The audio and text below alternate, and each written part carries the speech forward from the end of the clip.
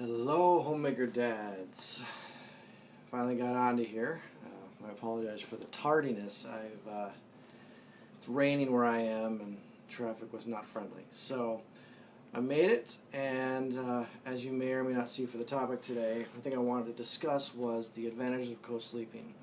Now, I got some notes over here, so I'll probably be looking to, well, my right, your left. I don't know which way this is facing for you guys, but I was going to name this to co-sleep or to not to co-sleep, but really what I wrote down here was really the advantages to co-sleeping. And this is not for every parent. Something I just want to say right now. It's not for every parent. I really had no idea that my partner and I would do it. We were originally going to start with just the bassinet in the room, so we could be near, but that wasn't really as effective as we would have liked, and we were losing sleep. And that is something that it was a very quick thing when we chose to actually do it. So there's lots of info and opinions on this. So there's no one size fits all with it. So before I get into what I have written down here, what I wanted to share was, as I said just a bit ago, we were going to work with the bassinet. Now, they've actually done some research that the bassinet hasn't always been the wisest choice to do. So we attempted to try it. At first it would work, but within a few minutes, she was waking up and crying. We have a daughter. And for that, we tried it for the night, but we both quickly realized that we were not going to get a whole lot of sleep. And our personal approach, and the reason why we chose this, is some of the classes we did for the pre-birthing. So we did something called hypno-birthing classes, and I'll go into that in another live at some point, which will be actually a good topic. But what we were told is, and what I actually researched, is doing the what do you call it? The crying out method. There we go. Sorry, that took me a bit. Doing the cry out method is there for some folks. We personally did not want to choose that. That just, after doing the hypnobirthing classes, we just chose that wasn't the path that we wanted. There is research, again, this will be for another thing, there's research to show for one way or not another. So, in the end, after the bassinet, we just chose, you know what, co-sleeping is going to be what we're going to do. Now, co-sleeping is sort of that general term. It's actually been now broken up into a few different terms, vocabulary, phrases. So, in the advantages of co-sleeping, a reminder, it's not the best fit for everybody. Not everybody wants to share their bed with their baby. It's just not something they want to do. But for us, and this is something that I'll get now to the stuff I have on note here, is parents, you often get more sleep. And part of that is babies also get more sleep. I'm actually going to put this up here so I'm not looking away constantly. All right. The baby stirs and almost wakes up when she needs to nurse. This is provided you're doing breastfeeding. There's benefits even if you're doing bottle feeding. To nurse, but since they are right beside the mom can breastfeed and soothe her back to sleep before she wakes up fully. And that was a thing that we noticed, is that we just were able to, well, my wife was able to feed and nurse her so she would go right back to sleep if she woke up. It was a very quick transition. Breastfeeding during the night is easier when baby is nearby. Breastfeeding at night does help maintain your milk supply. Now, I know this is the Homemaker Daddy page, but these are the stats from the kellymom.com.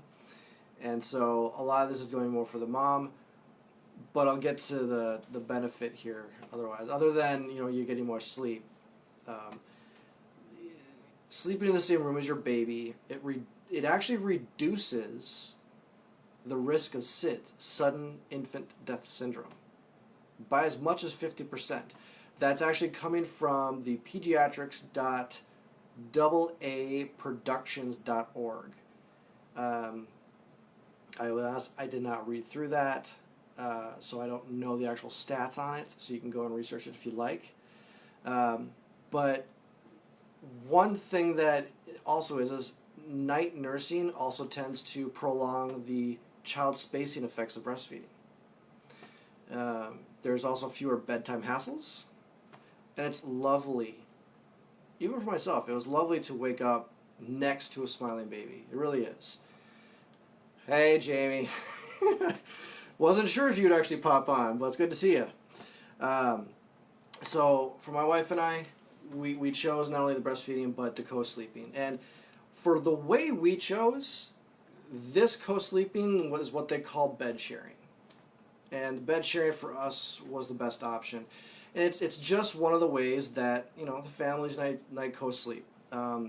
Some sources publicize bed sharing as an unsafe practice, no matter how it's done. And really, there are ways of sleeping safely while bed sharing. There is. If you are someone that sleeps heavier and not much really wakes you up, it might not be the best fit for you. You may have to try a different method, and we can go into other methods on a different live. There's also a quote here from the Academy of Breastfeeding Medicine, and that is, there is currently not enough evidence to support routine recommendations against co-sleeping. There isn't. I actually did when our child was born, I actually did a little looking up on, yeah, I know, it's good to see you too, Jamie. Co-sleeping has been helpful for us too, especially with, and I'll just say this as a side note, we had a sleeper next, and actually I'll just go into this part anyways. It's kind of a segue anyways, so thank you for that. For us, co-sleeping and the bed sharing, for myself particularly, it helped out because I don't really get up well in the mornings in the first place, so that gets a little tough. So what was really nice is my wife goes to work early in the morning. She's a teacher, and so when she would wake up, I would wake up. When I feel emotions or certain activity, my body will wake up. I am really groggy, so I don't snap awake and I'm awake. It just doesn't happen like that. But I would roll over, and she would literally hand me our daughter, and we named her Willow. So I really pretty much take her, and what I pretty much do is I put my daughter on my chest, and we'd pretty much both literally conk right back out.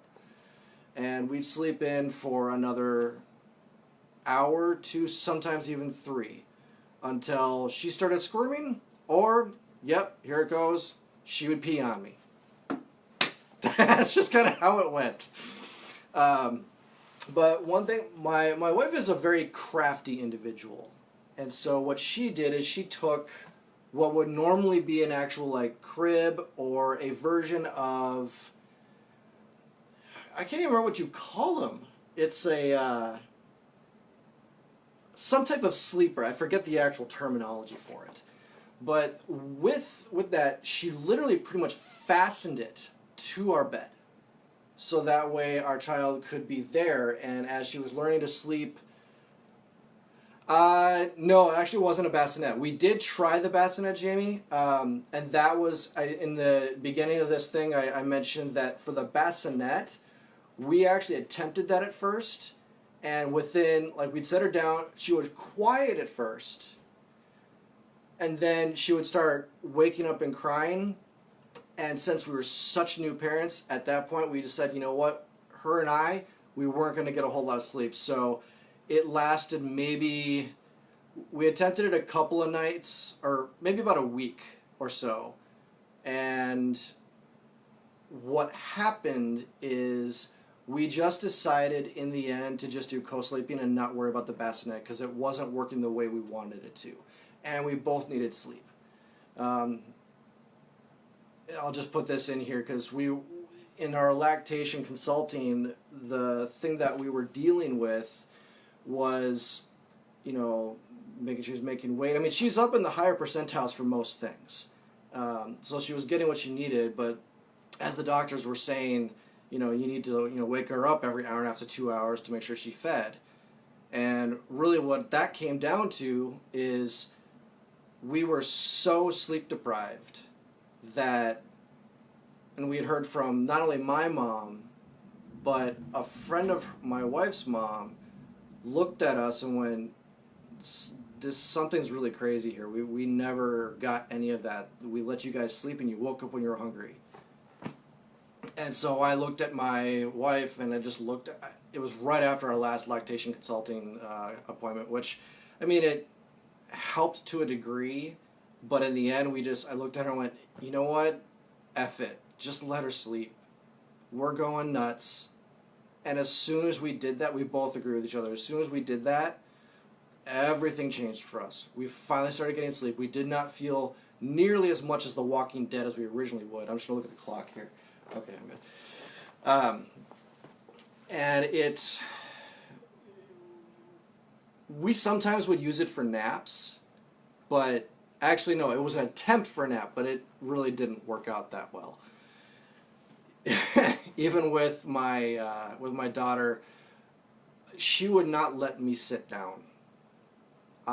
Every time I attempted to sit down, she would instantly start crying, so I had to pretty much walk up and down the hall. Anyways, this is getting a little longer than I anticipated, but there's a lot of different topics that will be coming through on this. But again, co-sleeping isn't for everyone. It really isn't. I know some couples where their space in their bed is their space in their bed. They do not have the idea of sharing that with their baby, so they have to figure out a different way, whether it's the partner getting up and down, or either partner getting up and down to play with, to play with feeding, or not play with feeding, but share the feeding times. That's just one option. There are many different ways you can go about it doing it. We just didn't want to do the cry it out method.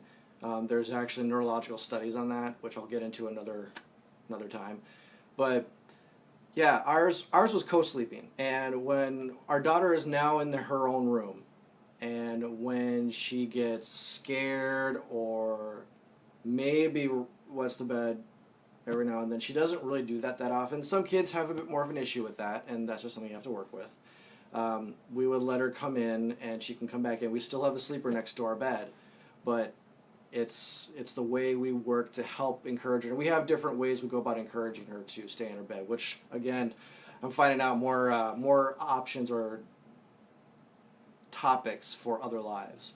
But that's really it. The advantages of co-sleeping are really quite vast. They usually will side against it in the medical community.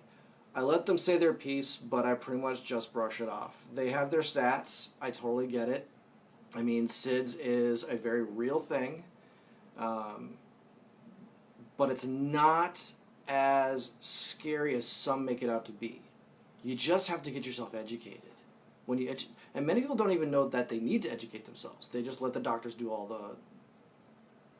that stuff for them. And that's not enough for us, or me. So we chose co-sleeping.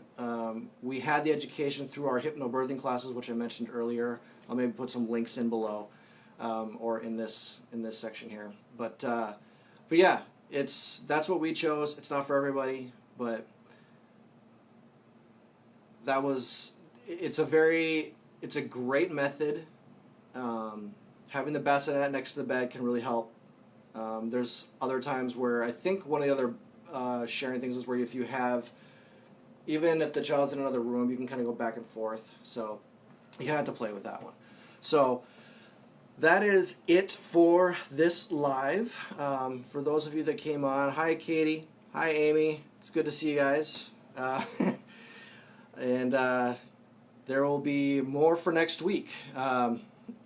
Thanks, Amy. Yeah, no, like I said, it's not for everybody.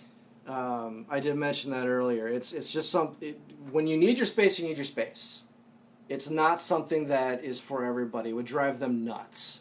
Maybe having the kid in the other room and maybe having turns taking the feeding times or something is better for some. And there's other options, but those are just the advantages of co-sleeping. But again, it's not for everybody. I'm kind of repeating myself a lot now, but yeah, I was quite surprised that it worked out for my wife. I did not know it actually would. Had a couple of worries, a couple of nights, but it really wasn't anything to be afraid of. Everything was just fine. Our daughter just turned 4 a couple of months ago, and she's doing awesome. We just got done with dance class this week, and she has a recital this Saturday. So, anyways, thanks for those who popped on, and next week there will be a new topic, probably more on this sleeping aspect.